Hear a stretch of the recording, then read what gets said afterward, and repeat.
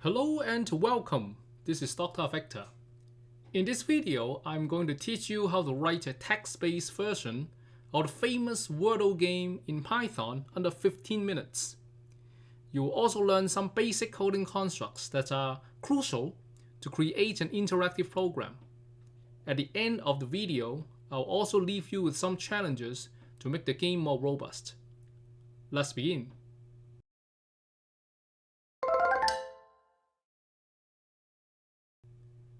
If you follow any social media these days, you'll probably have heard of this Wordle game. Started in late 2021, this little game, created by a programmer called George Wordle, became an internet phenomenon. In the beginning of 2022, over 300,000 people have played this game. And just a week after, over 2 million have played it. People posted in their social media, and TV shows started featuring it. Recently, it even made it as one of the answers in the New York Times crossword puzzle. The rules of the game are quite simple. A 5-letter word is chosen secretly. Then the player has 6 guesses. After each guess, the player gets a clue. If the letter exists and is in the correct position, the letter is marked green. If the letter exists but is not in the correct position, the letter is marked yellow. And if the letter does not exist in the word at all, it is marked gray. If you're curious about this game, or you want to give it a try to get a better understanding before we proceed, you can use the link in the description. While there are a lot of clones here and there, the creator has decided to keep it available for free as a web page, which is great. And by the end of this video, you will also be able to create your own version. How cool is that?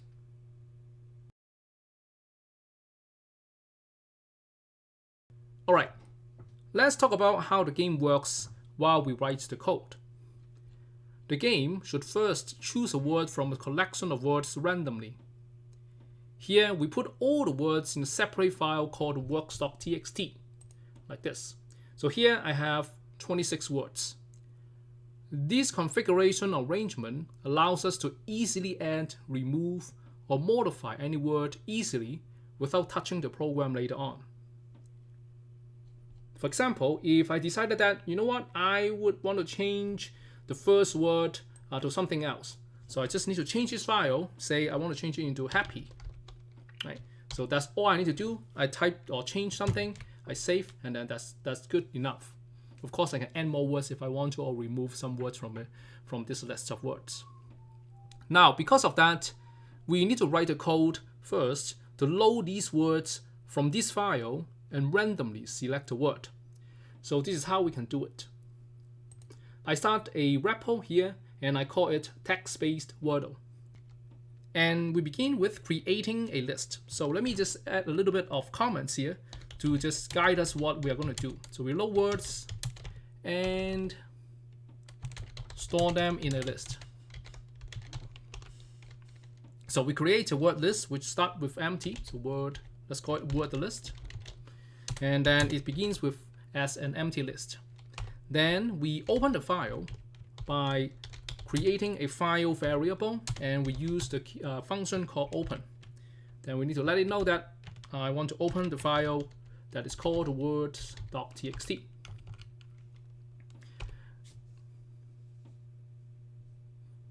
Next, we want to load one word at a time and add it to this word list. To do that, we are going to use a for loop, and then we will just use, say, word in word file. Then, whenever it reads in a word, I'm going to add it into my word list. To do that, there's a way to do that. To do so by calling the append function over here.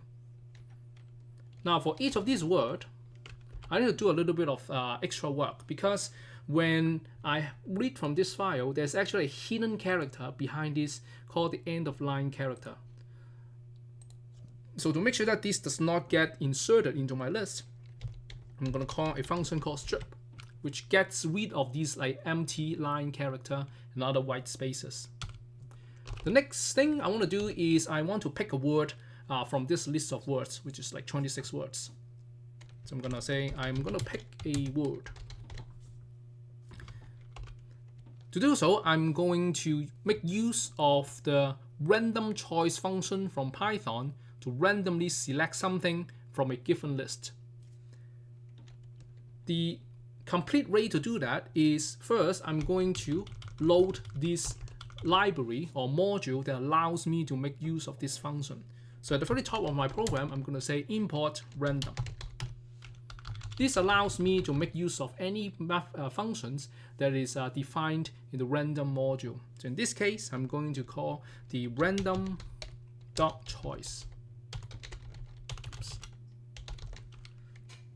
So I'm going to let this function know that, you know what, this is the list of things that you can choose from. So I'm going to use this guy over here. Now, of course, this function is going to pick something and return it back to me. So I'm going to create a variable to store this word.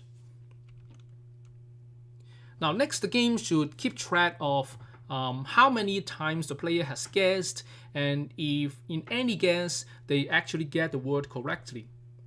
The best coding construct to use here is a while loop, which essentially says as long as the number of guesses is less than 6 in our case, and at the same time a correct guess has not been made, repeat the following. So to do that, this while loop construct begins with setting up the conditions for the while loop to check. The conditions, there are two conditions. The first one is we want to make sure you keep track of the number of words, so number of guesses, sorry. And then we begin with 0 because when the game begins, there's no guess being made. The next thing next condition we want to keep track on is whether the guess has been made correctly. So I'm going to say guessed correctly, and we begin with this false, meaning no, it has not been guessed correctly. Next, we move on to the while loop. So we have the while loop, keyword while, and then we are going to check two things. The first thing is whether it is greater than or equal to 6. So if I want to repeat what I want to do, I'm going to say as long as, or we repeat as long as the number of guesses is less than 6. So we haven't hit the limit yet. And then we are going to say at the same time, and it is not guessed correctly. Because if it is the case, then we can just finish this and then jump to the end of the program. Right. So inside this for loop, we are going to do a few things. We're going to write the step for each of these round of guess, and we ask for a guess and respond first. So I'm going to write a little comment here, say get guess from user. And then I'm going to use the input function to get the user's input or the user's guess and store it inside my program. So I'm going to call this guess, and then I'm going to say input. This allows the program to ask the user for something and then read it from the what the player is typing and then put it into the variable guess. So I'm going to also provide a prompt so that the player knows what to do. So input a 5-letter word and press enter. Now to make the game, the program a little bit more interactive and letting the user know or player knows what is happening, I'm going to say print you have guessed something. So kind of like a response or a confirmation of taking in the user's guess. So it's going to print what's being stored in the guess variable. Now the next thing which is important is we need to increase the number of guesses so that the game actually keeps track of how many guesses have been made. So I'm going to use number of guesses, add 1 to it. Now you will notice that actually in each of round, the same thing will happen.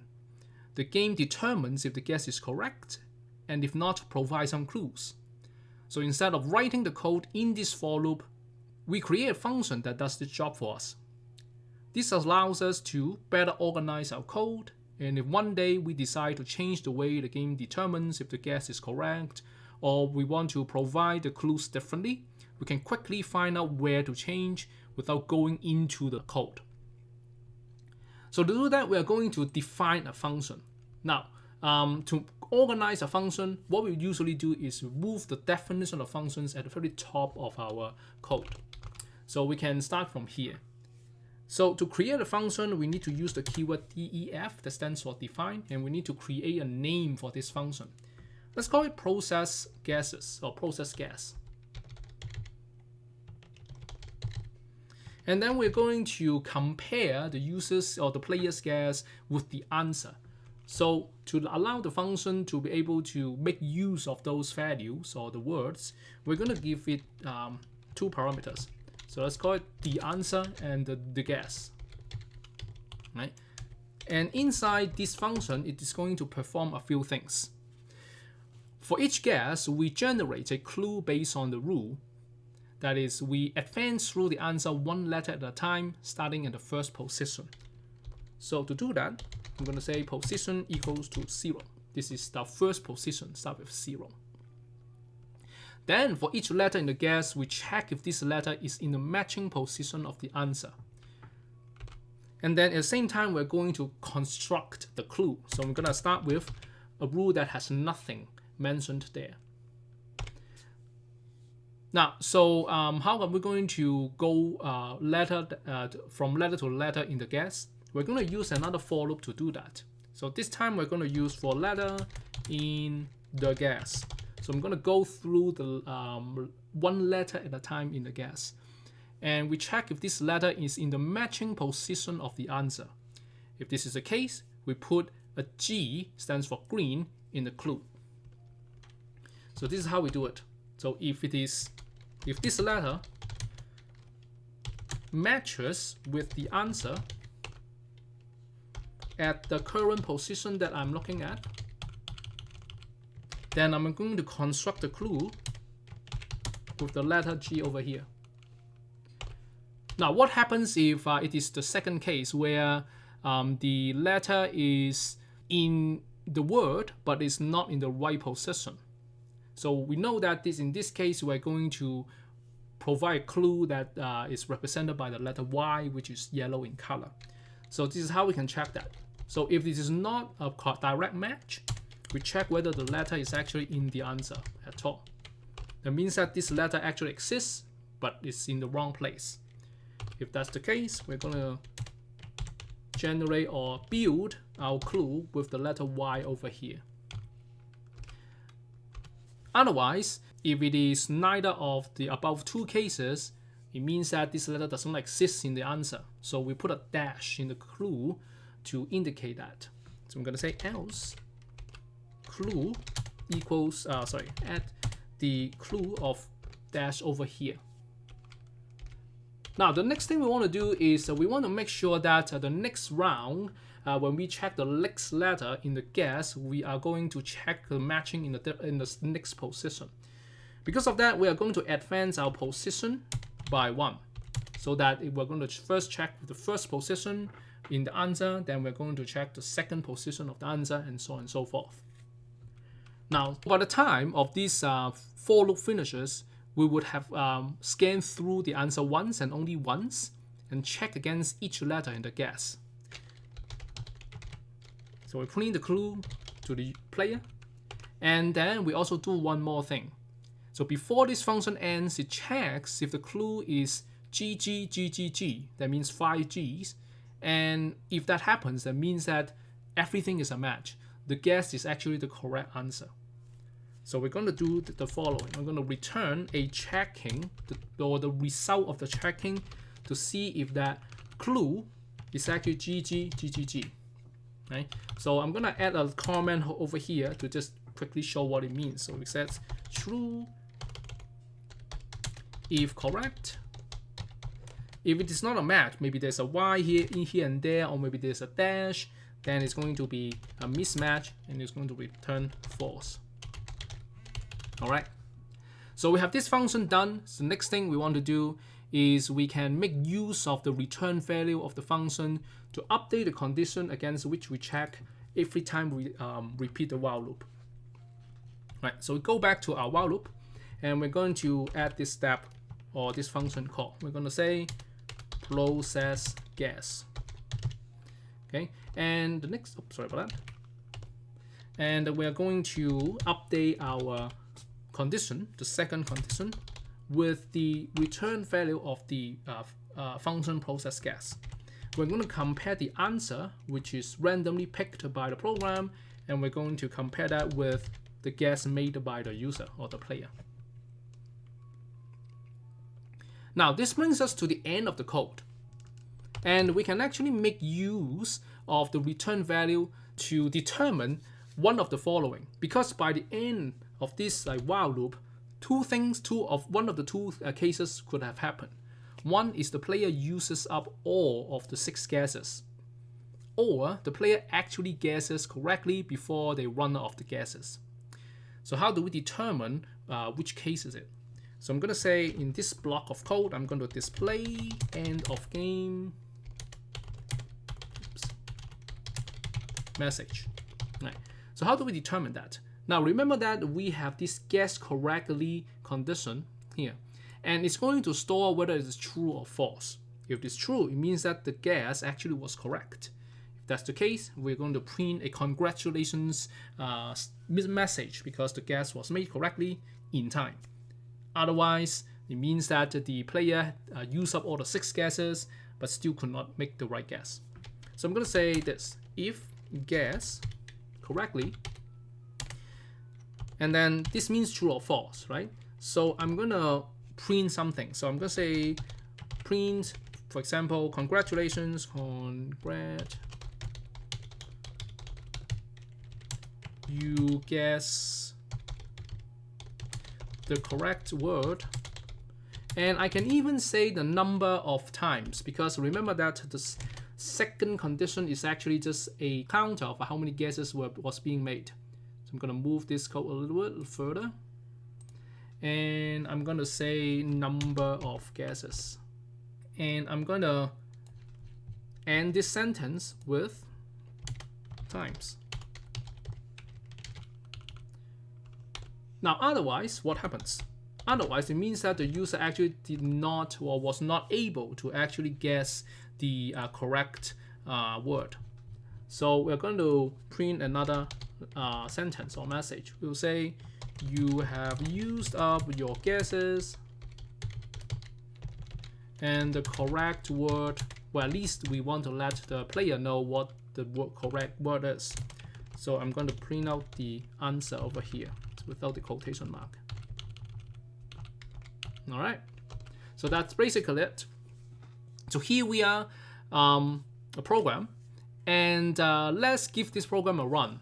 Now we can run this program right away, but it might be a little bit hard for us to guess. So let's just cheat a little bit. So remember that we actually have picked the word in this line, right? So instead of just making the guess, we can actually print the answer out, so to test the code. Right, so we'll just remember to remove this line. So let's give it a run. So you can see that on the right hand side over here, we already know the answer. But let's pretend we didn't know the answer.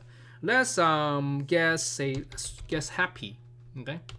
So of course nothing has a match. So let's think about something else. Let's guess let's use major. All right. So you will see that now you can visually compare them. The letter M is a match. Right? So of course we will expect a G, and then we have OR, which is also a match for the last 2 words, and then we have this one. Now let's say I mix up the A and J, or I kind of know, oh, I know that it is actually minor because I only know the spelling of like M something something OR, but it's not major. But I mix up the order, so M N I O R. So you will see that now I have 2 Y's in the middle, so it means that I have guessed the correct letter, but it's in the wrong place. So let's say we figure it out, and we'll type minor over here. So the program actually says, okay, well, it gives the last time the clue, and then it figures that, oh, hold on a second, you actually have guessed it correctly, and you have not used up all of your guesses. So of course, it's going to give me this congratulations message and telling me that I guessed the correct word in 4 times. Alright, so here we are, a text-based version of the famous Wordle game, and we have created in 15 minutes. To make it work, we have used a few coding constructs: the file IO, console IO, while loop, function, for loop, and if statements. And believe it or not, many programs are created using these constructs as well. Now, before we go, I want to leave you with a few challenges to make the game more robust. First, right now all the words are in lowercase, so if the player inputs uppercase letters, the game won't recognize them. How do you make it non-case sensitive? Second, the player can actually enter words that are not 5 letters long. How do you add a feature in this game that warns the player if the number of letters is not 5? I hope you have learned something useful today, and if you enjoyed this video, please like, subscribe, and share it with your friends. Hope to see you again soon. Bye.